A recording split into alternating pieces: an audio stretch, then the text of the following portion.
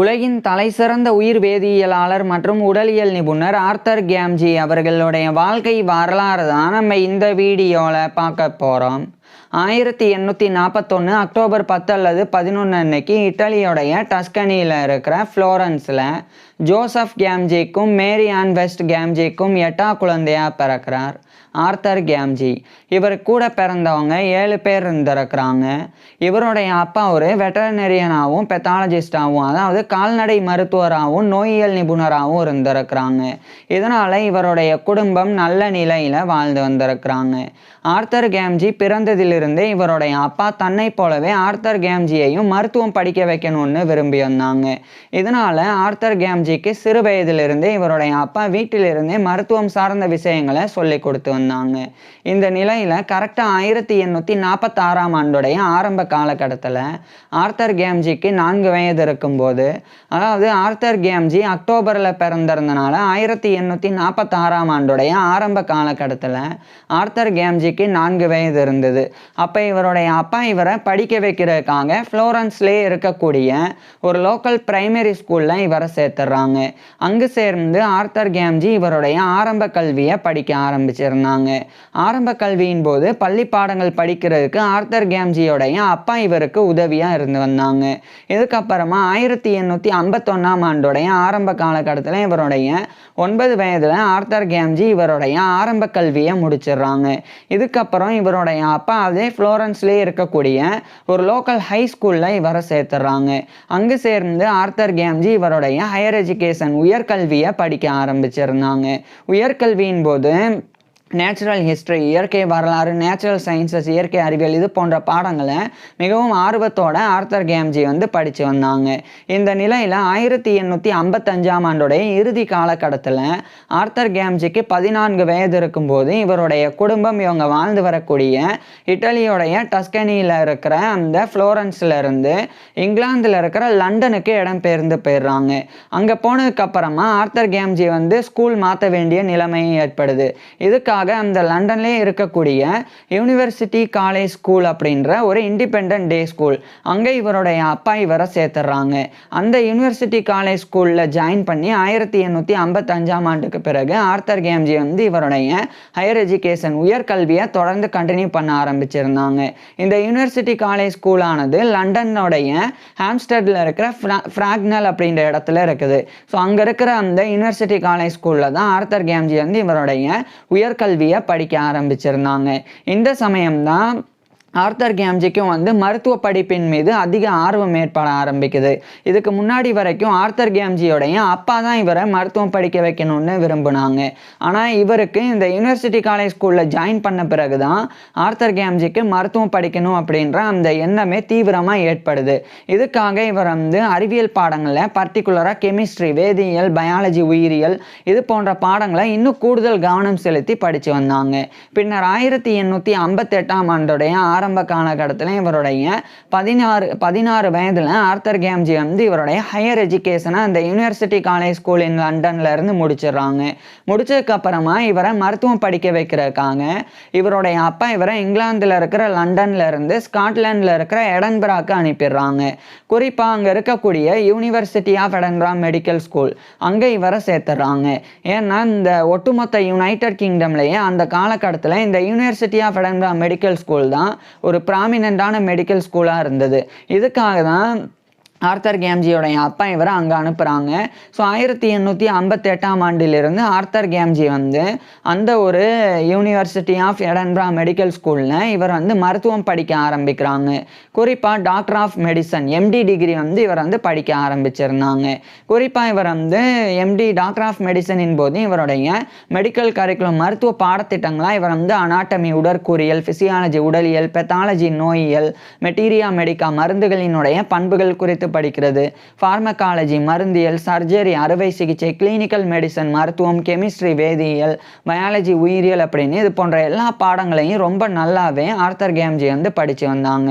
இறுதியாக 1862ஆம் ஆண்டு ஆர்தர் கேம்ஜி இவருடைய டாக்டர் ஆஃப் மெடிசன் அந்த எம்டிக்குண்டான இந்த டிகிரிக்குண்டான ஒரு தீசஸ் ஆய்வு கட்டுரையை இவர் யூனிவர்சிட்டி ஆஃப் எடன்பரா மெடிக்கல் ஸ்கூலில் சப்மிட் பண்ணுறாங்க. அதை குறிப்பாக இவர் வந்து ஊட்டச்சத்து குறித்து எழுதியிருந்தாங்க. அதை வந்து இவர் வந்து the chemistry and physiology of the foetal nutrition அப்படின்ற டைட்டிலில் 1862ஆம் ஆண்டு ஆர்த்தர் கேம்ஜி வந்து அந்த ஒரு இவருடைய அந்த டாக்டர் ஆஃப் மெடிசனுக்கு உண்டான தீசஸ் ஆய்வு கட்டுரையை சமர்ப்பிக்கிறாங்க. பிறகு உடனடியாக அந்த யூனிவர்சிட்டி ஆஃப் எடன்பரா மெடிக்கல் ஸ்கூல்ல இருந்து ஆர்த்தர் கேம்ஜிக்கு வந்து டாக்டர் ஆஃப் மெடிசன் அப்படின்ற அந்த எம்டி டிகிரி ஆனது வழங்கப்பட்டுடுது. ஸோ இவர் டாக்டர் ஆஃப் மெடிசன் பெற்ற பிறகு உடனடியாக இவர் ஒரு மருத்துவராக நோயாளிகளுக்கு சிகிச்சையெல்லாம் கொடுக்க முடியாது. அதுக்கு முன்னாடி ஒரு மருத்துவமனையில் சேர்ந்து அங்கே இருக்கக்கூடிய தேர்ந்த மருத்துவர்கள் நோயாளிகளுக்கு சிகிச்சை கொடுக்கறத பார்த்து பயிற்சி பெறணும். அதுக்கப்புறமா ஆர்த்தர் கேம்ஜியே மற்ற மருத்துவர்களினுடைய மேற்பார்வையின் கீழே நோயாளிகளுக்கு சிகிச்சை கொடுக்கணும். இதெல்லாம் சரியாக செஞ்சாதான் ஆர்த்தர் கேம்ஜி ஒரு மருத்துவராக தகுதி பெற முடியும். இதுக்காக இந்த 1862ஆம் ஆண்டு இவர் எம்டி டிகிரி முடித்த உடனடியாக அதே எடன்பராவில் இருக்கிற ராயல் இன்ஃபர்மரி ஆஃப் எடன்பரா அப்படின்ற ஒரு வாலண்டரி ஹாஸ்பிட்டல், இது ஷார்ட்டா RIE அப்படின்னு அழைக்கப்படும், இது எடன்பரா ராயல் இன்ஃபர்மரி அப்படின்னு அழைக்கப்படும். ஸோ அங்கே இவர் வந்து ஜாயின் பண்ணி இவருடைய ஒரு ஹவுஸ் ஃபிசிஷியனாக மெடிக்கல் ட்ரைனிங்கை எடுத்துக்க ஆரம்பிக்கிறாங்க. கிட்டத்தட்ட அடுத்த ஓராண்டு ஆர்த்தர் கேம்ஜி வந்து இவருடைய மெடிக்கல் ட்ரைனிங்கை மேற்கொண்டு 1863ஆம் ஆண்டு கிட்டத்தட்ட இவருடைய 21-22 வயதில் ஆர்த்தர் கேம்ஜி ஒரு மருத்துவராக தகுதி பெற்றுறாங்க. இதுக்கப்புறமா இந்த 1863ஆம் ஆண்டு இவர் படித்த university of Edinburgh medical school அங்கே வந்து ப்ரொஃபஸர் ஆஃப் மெடிக்கல் ஜூரிஸ்ப்ரூடன்ஸாக பணிபுரியக்கூடிய ஆண்ட்ரூ டக்ளஸ் மெக்லஹன் அப்படின்ற ஒரு மருத்துவர், அவர் கீழே இவர் ஒரு அசிஸ்டன்ட் உதவியாளராக 1863ஆம் ஆண்டிலிருந்து பணிபுரிய தொடங்குறாங்க. அதாவது இந்த சார் ஆண்ட்ரூ டக்ளஸ் மெக்லஹன் அவர் கீழே ஒரு உதவியாளராக இவர் வந்து பணிபுரிய தொடங்குறாங்க. மேலும் அந்த எடன்பராலே இருந்த royal hospital for sick children Edinburgh, இது வந்து ஒரு குழந்தைகள் மருத்துவமனையாக இருந்தது. அதனுடைய ஒரு ஃபிசிஷியன் மருத்துவராகவும் 1863ஆம் ஆண்டு ஆர்த்தர் கேம்ஜி வந்து நியமிக்கப்பட்டாங்க. மேலும் அந்த யூனிவர்சிட்டி ஆஃப் எடன்பரா மூலமாக நிறுவப்பட்டிருந்த எக்ஸ்ட்ராமுரல் மெடிக்கல் எஜுகேஷன் இன் எடன்பரா, அது எடன்பரா எக்ஸ்ட்ராமுரல் ஸ்கூல் ஆஃப் மெடிசன் அப்படின்னு அழைக்கப்படும். ஸோ அங்கே இவர் ஒரு லெக்சரர் ஆன் ஃபிசியாலஜி அண்ட் ஹிஸ்டாலஜியாக நியமிக்கப்படுறாங்க. அதாவது இந்த எக்ஸ்ட்ராமுரல் மெடிக்கல் எஜுகேஷன் இன் எடன்பரா அப்படின்னா ஒரு அவுட் சைட் அகாடமிக்கல் எஜுகேஷன். இது வந்து எடன்பராவில் இருக்கிற சர்ஜன்ஸ் ஹால், அங்கே வந்து இந்த விரிவுரைகள் எல்லாம் வழங்கப்படும். குறிப்பாக நிறைய மருத்துவர்கள், அறுவை சிகிச்சை நிபுணர்கள், உடலியல் நிபுணர்கள், உடற்கூறியல் நிபுணர்கள், நோயியல் நிபுணர்கள், உயிர் வேதியியல் நிபுணர்கள் அப்படின்னு இது போன்ற பல்வேறு மருத்துவம் சார்ந்த துறைகளை சேர்ந்த நிபுணர்கள் வந்து அங்கே விரிவுரை வந்து கொடுப்பாங்க. அப்போ அதை வந்து மெடிக்கல் ஸ்டூடெண்ட்ஸ் வந்து அட்டன் பண்ணலாம். மெடிக்கல் ஸ்டூடெண்ட்ஸுக்கு அந்த சர்ஜன்ஸ் ஹாலில் எக்ஸ்ட்ராமுரல் மெடிக்கல் எஜுகேஷன் இன் எடன்பரா மூலமாக வழங்கப்படக்கூடிய அந்த மெடிக்கல் லெக்சர்ஸ் மூலமாக அவங்களுக்கு வந்து மெடிக்கல் ஸ்டூடெண்ட்ஸுக்கு வந்து டிகிரி கிடைக்காது, ஆனால் நிறைய நாலேஜ் வந்து கிடைக்கும். ஸோ அதுதான் outside academical medical education அப்படின்றது. ஸோ அதுதான் அந்த எக்ஸ்ட்ராமுரல் மெடிக்கல் எஜுகேஷன் இன் எடன்பரா அப்படின்றது இது யூனிவர்சிட்டி ஆஃப் எடன்பரா மூலமாக நிறுவப்பட்டிருந்தது. ஸோ அதனுடைய ஒரு லெக்சரர் ஆன் ஃபிசியாலஜி அண்ட் ஹிஸ்டாலஜியாக அந்த 1863ஆம் ஆண்டு ஆர்த்தர் கேம்ஜி வந்து நியமிக்கப்பட்டாங்க. அதாவது லெக்சரர் அப்படின்னா விரிவுரையாளர், ஃபிசியாலஜி அப்படின்றது உடலியல், அதாவது உடல் உறுப்புகளினுடைய ஃபங்க்ஷன் செயல்பாடுகள் குறித்து படிக்கிறது தான் ஃபிசியாலஜி. உதாரணத்துக்கு இதயம் எப்படி துடிக்குது, நம்மளுடைய உடல் எப்படி பிளட் சர்க்குலேட் ஆகுது, இது போன்ற உடல் செயல்பாடுகள் குறித்து படிக்கிறது ஃபிசியாலஜி உடலியல். அதே சமயம் இன்னொன்று ஹிஸ்டாலஜி அப்படின்றது திசுக்கள், நம்மளுடைய உடல் திசுக்கள் டிஷ்யூஸ், அதனுடைய மைக்ரோஸ்கோபிக்கல் ஸ்ட்ரக்சர் நுண்ணிய கட்டமைப்பு குறித்து படிக்கிறது தான் ஹிஸ்டாலஜி அப்படின்றது. ஸோ அந்த ரெண்டு பாடங்களை மருத்துவ மாணவர்களுக்கு விரிவுரையாக கற்பிக்கக்கூடிய ஒரு லெக்சரர் விரிவுரையாளராக இவர் வந்து அந்த எக்ஸ்ட்ராமுரல் மெடிக்கல் எஜுகேஷனின் எடன்பராவில் பணிபுரிய ஆரம்பிக்கிறாங்க. ஸோ ஒட்டுமொத்தமாக 3 வேலை. ஒன்று யூனிவர்சிட்டி ஆஃப் எடன்பரா மெடிக்கல் ஸ்கூலோடைய அந்த ப்ரொஃபஸர் ஆஃப் மெடிக்கல் ஜூரிஸ்ப்ரூடன்ஸ் அந்த சார் ஆண்ட்ரூ டக்ளஸ் மெக்லஹன் அவருடைய அசிஸ்டன்ட் அப்படின்ற ஒரு பதவி. இன்னொன்று வந்து royal hospital for sick children in Edinburgh, அதனுடைய ஃபிசிஷியன் மருத்துவர் அப்படின்ற பதவி. இன்னொன்று வந்து இந்த எக்ஸ்ட்ராமுரல் மெடிக்கல் எஜுகேஷன் இன் எடன்பராவுடைய சர்ஜன்ஸ் ஹாலில் lecturer on physiology and histology அப்படின்ற பதவி. ஸோ இந்த பதவிகளை இவர் வந்து வகித்து வந்தாங்க. மேலும் பல ஆராய்ச்சிகளையும் இந்த காலகட்டத்தில் ஆர்த்தர் கேம்ஜி வந்து பண்ண ஆரம்பிக்கிறாங்க. இந்த நிலையில தான் 1867ஆம் ஆண்டு ஸ்காட்லாண்டோடைய எடன்பரால இருக்கிற ராயல் சொசைட்டி ஆஃப் எடன்பரா அதனுடைய ஒரு ஃபெல்லோவா இவர் வந்து தேர்ந்தெடுக்கப்படுறாங்க. இதுக்கு இவருடைய ப்ரொஃபஸரான சர் ஆண்ட்ரூ டக்ளஸ் மெக்லகன் உட்பட சில பேர் காரணமாக இருந்தாங்க, ப்ரப்போசர்ஸாக இருந்து. ஸோ 1867ஆம் ஆண்டு fellow of the royal society of Edinburgh FRSE அப்படின்ற இந்த ஒரு பட்டத்தை கௌரவத்தை ஆர்த்தர் கேம்ஜி வந்து பெற்றுறாங்க. இதை தொடர்ந்து 1868ஆம் ஆண்டு the action of the nitrites on blood அப்படின்னு சொல்லி ஒரு முக்கியமான ரிசர்ச் பேப்பர் எழுதி ஆர்த்தர் கேம்ஜி வந்து பப்ளிஷ் பண்ணுறாங்க. இது வந்து ரத்தத்தில் நைட்ரைட்ஸினுடைய செயல்பாடு அது குறித்து இவர் வந்து எழுதியிருந்தாங்க. பிறகு 1869ஆம் ஆண்டு அந்த சர் ஆண்ட்ரூ டக்ளஸ் மெக்லகனுடைய அசிஸ்டண்ட் அப்படின்ற பதவியிலிருந்து விலகுறாங்க. அதே மாதிரி royal hospital for sick children Edinburgh அதனுடைய ஃபிசிஷியன் மருத்துவர் அப்படின்ற பதவியிலிருந்து விலகுறாங்க. ஆனாலும் கூட தொடர்ச்சியாக அந்த எக்ஸ்ட்ராமுரல் மெடிக்கல் எஜுகேஷன் இன் எடன்பராவுடைய சர்ஜன்ஸ் ஹாலில் ஒரு lecturer on physiology and histology அந்த பதவியில் மட்டும் தொடர்ந்து ஆர்த்தர் கேம்ஜி வந்து இருந்தாங்க. மேலும் இவருடைய ஆராய்ச்சிகளையும் தொடர்ந்து செஞ்சாங்க. இந்த காலகட்டத்தில் குறிப்பாக 1870களில் ப்ரொஃபஸர் ஜேம்ஸ் டுவேர் அப்படின்ற ஒரு பேராசிரியர் அவர் கூட சேர்ந்து ஆர்த்தர் கேம்ஜி வந்து மிக முக்கியமான ஒரு ஆராய்ச்சியை வந்து சிஸ்டைன் அப்படின்ற ஒரு விஷயத்தில் ஆராய்ச்சி பண்ணாங்க. அந்த ஆராய்ச்சியின் முடிவை 1871ஆம் ஆண்டு the constitution and relations of cystine அப்படின்ற அந்த டைட்டிலில் அந்த ஒரு ரிசர்ச் பேப்பரை அந்த ஜேம்ஸ் டுவேர் அப்படின்ற ப்ரொஃபஸர் கூட சேர்ந்து ஆர்த்தர் கேம்ஜி எழுதி பப்ளிஷ் பண்ணுறாங்க. இதுக்கப்புறமா அதே 1871ஆம் ஆண்டு ஆர்த்தர் கேம்ஜி வந்து அந்த ஸ்காட்லாண்டில் இருக்கிற எடன்பரால இருந்து ஜெர்மனியோடைய பேடன் ஒர்டன்பர்கில் இருக்கிற ஹைடல்பர்க்கு போகிறாங்க. அங்கே W கூன் அப்படின்னு ஒரு ஆராய்ச்சியாளர் அவர் கூட சேர்ந்து அந்த 1871ஆம் ஆண்டு ஆர்த்தர் கேம்ஜி வந்து பல ஆராய்ச்சிகளை பண்ணாங்க. அதுக்கப்புறமா அந்த ஜெர்மனியோடைய பேடன் ஒர்டன்பர்கில் இருக்கிற ஹைடல்பர்கில் இருந்து அதே ஜெர்மனியோடைய சாக்சோனியில் இருக்கிற லைப்சிக்கு இவர் போகிறாங்க. அங்கே கார்ல் லுட்விக் அப்படின்னு இன்னொரு தலை சிறந்த ஆராய்ச்சியாளர் அவர் கூடயும் சேர்ந்து உடலியல் சார்ந்த பல ஆராய்ச்சிகளை ஆர்த்தர் கேம்ஜி வந்து அதே 1871ஆம் ஆண்டு மேற்கொண்டாங்க. பின்னர் இவர் மறுபடியும் அந்த ஜெர்மனியோடைய சாக்சோனியில் இருக்கிற லைப்சிக்ல இருந்து ஸ்காட்லாண்டில் இருக்கிற எடன்பராக்கே வந்து ஒரு லெக்சரர் ஆன் ஃபிசியாலஜி அண்ட் ஹிஸ்டாலஜியாக தொடர்ந்து பணிபுரிஞ்சு வந்தாங்க. இந்த நிலையில் அதே 1871ஆம் ஆண்டு அந்த எடன்பரால இருக்கக்கூடிய royal college of physicians of Edinburgh இது வந்து எடன்பரால இருக்கிற ஃபிசிஷியன்ஸ் மருத்துவர்களுக்கு உண்டான ஒரு ராயல் காலேஜ் அதனுடைய மெம்பர்ஷிப்பை பெறணும் அப்படின்னு அதுக்குண்டான எக்ஸாமினேஷன் இவர் வந்து கம்ப்ளீட் பண்ணுறாங்க. பிறகு இவர் வந்து அந்த மெம்பர்ஷிப்பையும் பெற்றுறாங்க. So member of the royal college of physicians of Edinburgh MRCPE அப்படின்ற அந்த ஒரு மெம்பர்ஷிப்பை 1871ஆம் ஆண்டு ஆர்த்தர் கேம்ஜி வந்து பெறாங்க. இதுக்கப்புறம் 1872ஆம் ஆண்டு அதே royal college of physicians of எடன்பராவுடைய ஒரு ஃபெல்லோவாகவும் இவர் வந்து தேர்ந்தெடுக்கப்படுறாங்க. So fellow of the royal college of physicians of Edinburgh FRCPE அப்படின்ற இந்த ஒரு பட்டத்தை கௌரவத்தை 1872ஆம் ஆண்டு ஆர்த்தர் கேம்ஜி வந்து பெறாங்க. இதை தொடர்ந்து இதே காலகட்டத்தில் ஆர்த்தர் கேம்ஜி வந்து இங்கிலாந்துடைய லண்டனில் இருக்கிற ராயல் சொசைட்டி ஆஃப் லண்டன் அதனுடைய ஒரு ஃபெல்லோவாகவும் தேர்ந்தெடுக்கப்படுறாங்க.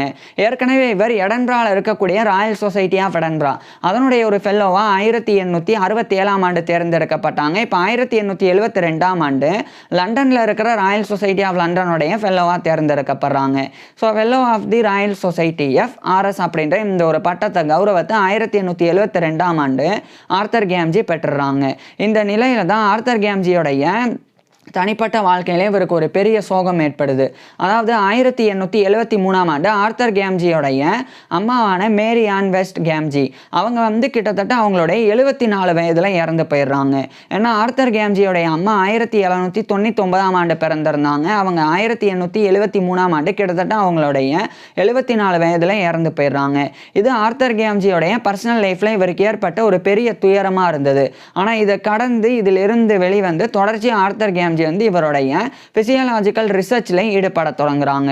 குறிப்பா இந்த 1873ஆம் ஆண்டு இங்கிலாந்துடைய கிரேட்டர் மான்செஸ்டர்ல இருக்கிற மான்செஸ்டர் அங்க இருக்கக்கூடிய royal Manchester school of medicine அது royal Manchester school of medicine மட்டும் இல்லாம அது இன்றைய காலகட்டத்தில் school of medical sciences university of Manchester அப்படின்னு அழைக்கப்படுது. ஸோ அதனுடைய ஒரு பிராக்கன்பெரி ப்ரொஃபஸர் ஆஃப் ஃபிசியாலஜி அப்படின்ற அந்த பதவி 1873ஆம் ஆண்டு ஆர்தர் கேம்ஜிக்கு கிடைக்குது. ஸோ இதை பயன்படுத்துறதுக்காக இவர் வந்து lecturer on physiology and histology அப்படின்ற அந்த ஒரு பதவி எக்ஸ்ட்ராமுரல் மெடிக்கல் எஜுகேஷன் இன் எடன்பிராவுடைய சர்ஜன்ஸ் ஹாலில் அந்த விரிவுரையாளர் பதவி, அந்த லெக்சரர் பதவி, அதை இவர் வந்து ரிசைன் பண்ணுறாங்க. ரிசைன் பண்ணிட்டு இதே 1873ஆம் ஆண்டு ஸ்காட்லாண்டில் இருக்கிற எடன்பிராவில் இருந்து இங்கிலாந்துடைய கிரேட்டர் மேன்செஸ்டரில் இருக்கிற மேன்செஸ்டருக்கு போய் அங்கே இருக்கக்கூடிய royal Manchester school of medicine, அதாவது இன்றைய school of medical sciences university of Manchester, அங்கே இவர் ஒரு அந்த பிராக்கன்பெரி ப்ரொஃபஸர் ஆஃப் ஃபிசியாலஜியாக பணிபுரிய ஆரம்பிக்கிறாங்க. பிராக்கன்பெரி அப்படின்றது ஒரு உடலியல் நிபுணரினுடைய பெயர். அவர் இறந்த பிறகு அவரை கௌரவப்படுத்துறதுக்காக அவருடைய பேரில் ஒரு உடலியல் பேராசிரியர் பதவி உருவாக்கப்பட்டிருந்தது.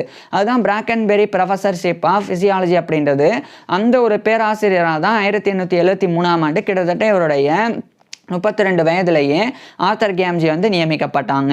ஸோ இவர் வந்து அந்த university of Manchester medical school அங்கே இவர் ஒரு பிராக்கன்பெரி ப்ரொஃபஸர் ஆஃப் ஃபிசியாலஜி உடலியல் பேராசிரியராக பணிபுரிய ஆரம்பிக்கிறாங்க.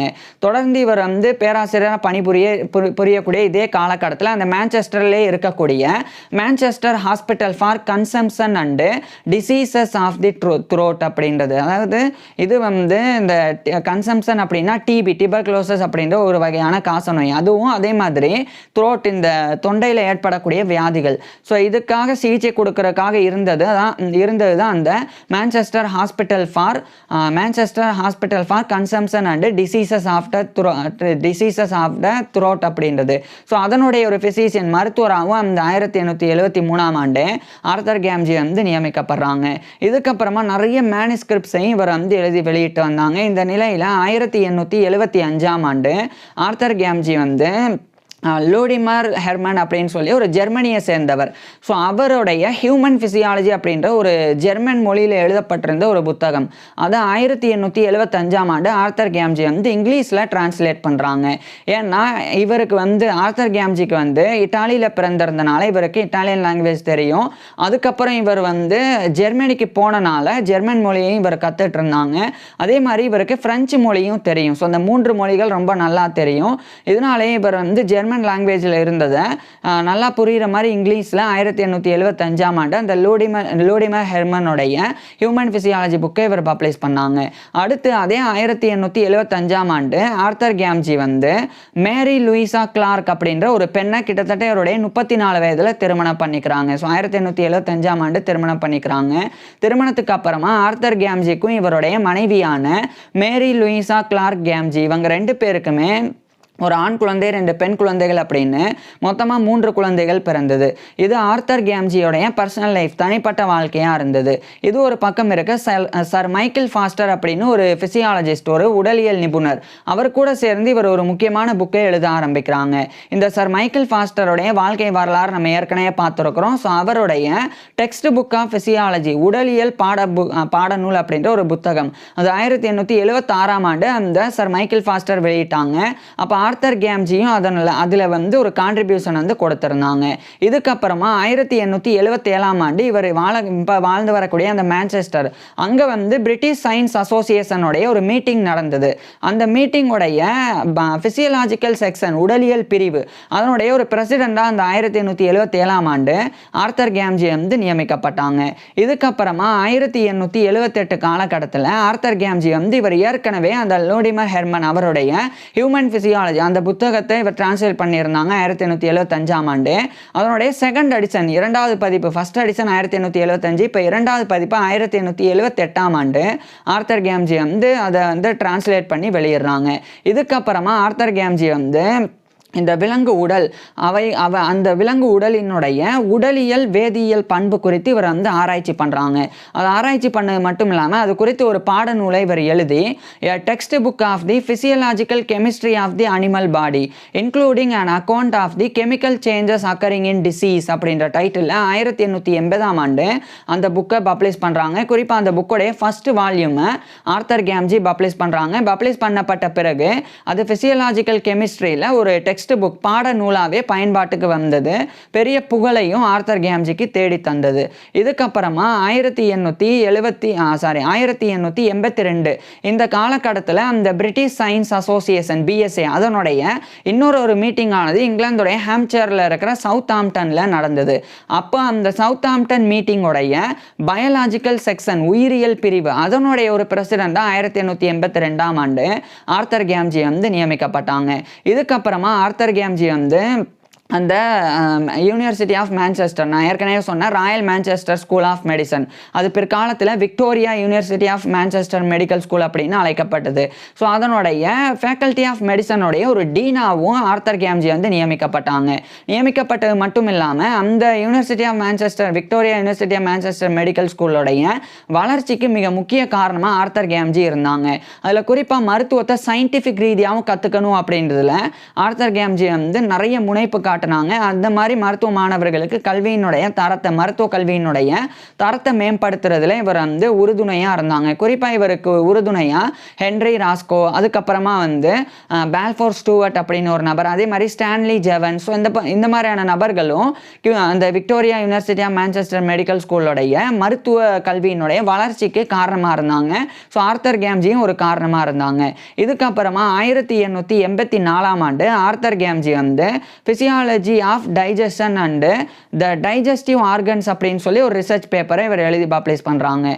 இந்த நிலையில இந்த 1884 ஆண்டு தான் இங்கிலாந்துடைய லண்டன்ல இருக்கிற royal institution of the great Britain அதனுடைய ஒரு Fullerian professor of physiology and comparative anatomy அப்படின்ற ஒரு பேராசிரியர் பதவி இவருக்கு வழங்கப்படுது.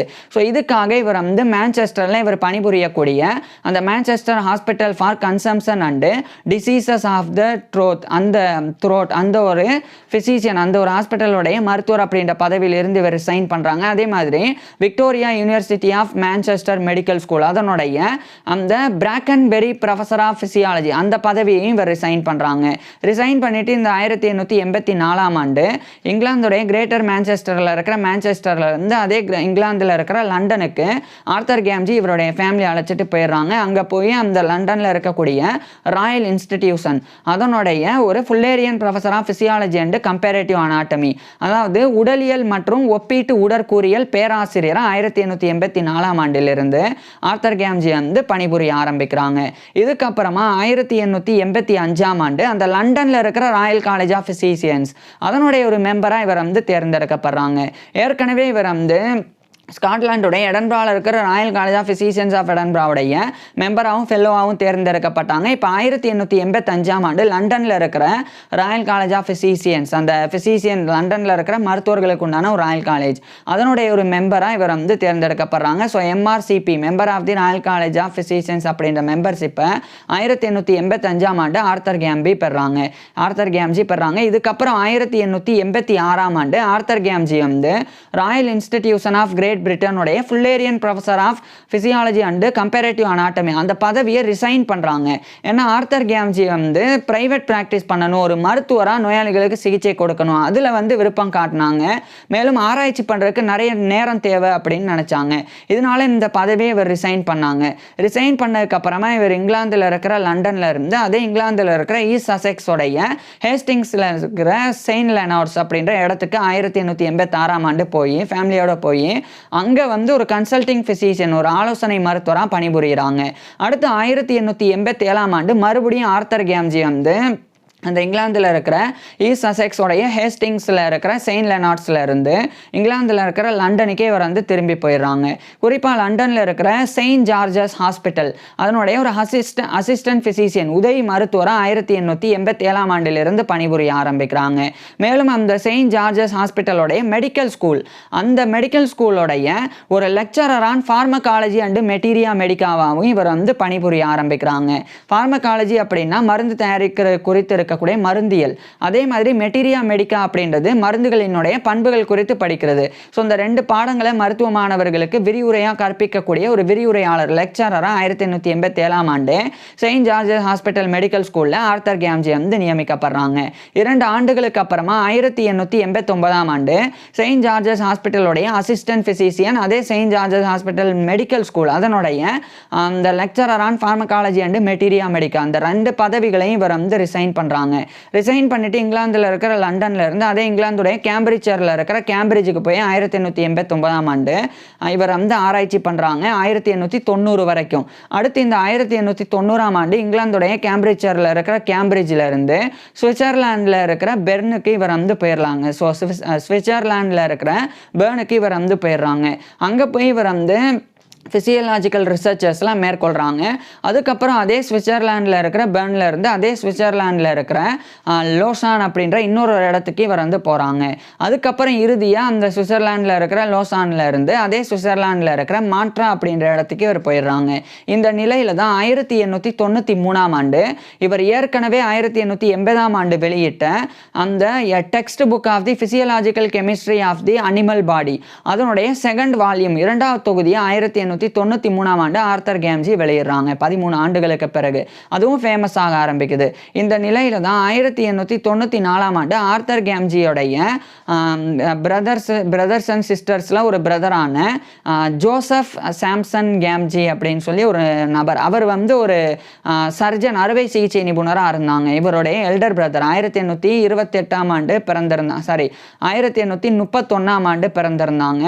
ஜான் கேம்ஜி, ஜோசப் சாம்சன் கேம்ஜி கிடையாது, ஜான் கேம்ஜி அப்படின்னா அவர் ஒரு வெட்டர்னரியன் கால்நடை மருத்துவர் இவருடைய அப்பா போலவே. ஸோ அவர் வந்து இவருடைய மூத்த சகோதரர். அவர் 1894ஆம் ஆண்டு இறந்து போகிறாங்க. இது ஆர்தர் கேம்ஜியோடைய தனிப்பட்ட வாழ்க்கையில் இவருக்கு ஏற்படக்கூடிய ஒரு இழப்பு. இதுக்கு முன்னாடி இவருடைய இன்னொரு பிரதரான ஜோசப் சாம்சன் கேம்ஜி, அவர் தான் சர்ஜன். அவர் 1886 இறந்தாங்க. அவர் 1828 பிறந்தவர். ஸோ இது மாதிரியான உயிரிழப்புகள் நடந்தது. அதுக்கப்புறம் 1895ஆம் ஆண்டு ஆர்தர் கேம்ஜியோடைய அப்பாவான இந்த ஜோசப் கேம்ஜி அவர் வந்து கிட்டத்தட்ட அவருடைய 94 வயதில் இறந்து போயிடுறாங்க. ஏன்னா அவர் 1801ஆம் ஆண்டு ஆர்தர் கேம்ஜியோடைய அப்பா பிறந்திருந்தாங்க. ஆர்தர் கேம்ஜியோடைய அப்பா இவருடைய அம்மாவோட 2 வயசு கம்மி. ஸோ அவர் வந்து 1895ஆம் ஆண்டு கிட்டத்தட்ட அவருடைய 94 வயதில் இறந்து போகிறாங்க. இப்படி அடுத்தடுத்த உயிரிழப்புகள் ஆர்தர் கேம்ஜியோடைய தனிப்பட்ட வாழ்க்கையில் பெரிய சோகத்தை ஏற்படுத்தினது. இவருடைய குடும்பத்தில் ஆர்தர் கேம்ஜி தான் கடைசி பையன். மொத்தமாக வந்து 8 குழந்தைகள். அதில் 8வது ஆர்தர் கேம்ஜி. இவருக்கு முன்னாடியே மூத்த சகோதரர்கள்லாம் 7 பேர் இருக்கிறாங்க. ஸோ அவங்கள 2 பேர் இறந்து போயிட்டாங்க, மூத்த சகோதரர்கள். இப்போ வந்து ஏற்கனவே அம்மாவும் இறந்து போயிருந்தாங்க, இப்போ அப்பாவும் இறந்து போகிறாங்க. ஸோ இது மாதிரி நிறைய உயிரிழப்புகள். ஆனால் இதெல்லாம் கடந்து பொது வாழ்க்கையில் நிறைய சக்ஸஸ் தான் ஆர்தர் கேம்ஜிக்கு இருந்தது.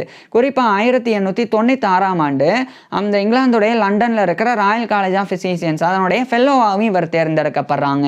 ஸோ ஏற்கனவே மெம்பராக 1885, இப்போ 1896ஆம் ஆண்டு fellow of the royal college of physicians FRCP அப்படின்ற ஃபெல்லோஷிப்பை பெற்று அந்த கௌரவத்தை பெறாங்க. அடுத்து ஆர்தர் கேம்ஜி வந்து தொடர்ச்சியாக ஹீமோகுளோபின் சார்ந்த பல ஆராய்ச்சிகள் பண்ண தொடங்குறாங்க.